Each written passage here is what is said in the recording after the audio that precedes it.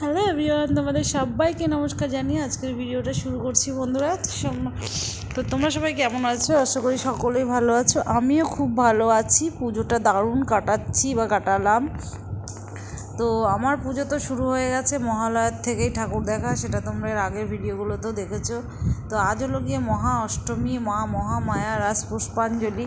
তো পুষ্পাঞ্জলি দেওয়ার জন্য আমরা চলে এসেছি আমাদের মাঠে। তো আমাদের যে মাঠে পুজো প্রাঙ্গণ, সেখানে আমরা এসে অঞ্জলি দেওয়ার জন্য দাঁড়িয়ে পড়েছি। তো আমার আর মায়ের অঞ্জলি দেওয়া গেছে। আমার বর রেডি হয়ে আসতে একটু দেরি হয়ে গেল বলে ও এবার পরের অঞ্জলিটা দিচ্ছে।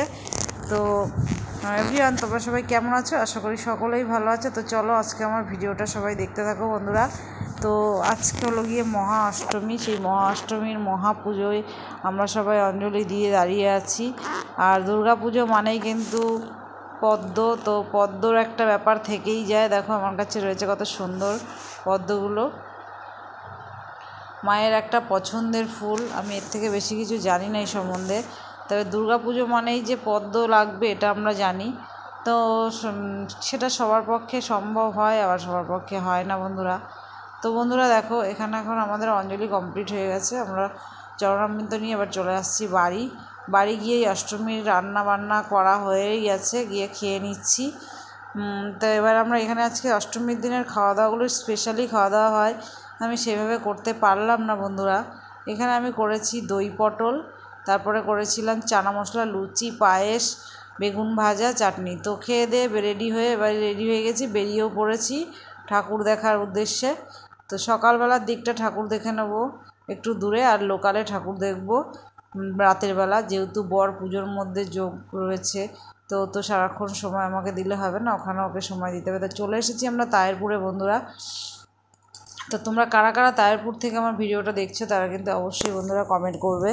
তো তায়েরপুরে এবার কিন্তু খুব সুন্দর সুন্দর পুজো হয়েছে। এই মন্দিরে যে পুজোটা হচ্ছিল, এখানে মায়ের মুখটা এত সুন্দর, এখানে সাজসজ্জা ও প্যান্ডেলটাও খুব দারুণ হয়েছিল, খুবই সুন্দর হয়েছিল। এখানে আমরা চলে এসেছি, আমার এক যা, আমার এক ভাসুর মানে দাদা, আর হলো গিয়ে আমার বর আর আমরা চারজন। তো আমরা চারজনেই ঠাকুর দেখেছি।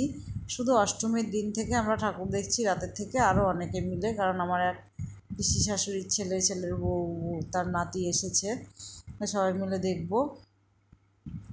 এখানে এখন তায়েরপুরে ঠাকুর দেখে প্রথম প্যান্ডেল থেকে বেরিয়ে যাচ্ছি আমরা অন্য আর এক প্যান্ডেলে। তো যেখানে আর কি 4 ধাম হয়েছে, এখানে এই প্যান্ডেলটা দেখা আমাদের কমপ্লিট হয়ে গেছে। এখান থেকে এবার আমরা বেরিয়ে চলে এলাম এই যে 4 ধাম। এখানে 4 ধাম করেছে, কেদারনাথ, যেগুলো আর কি 4 ধামের রয়েছে সমস্তটাই।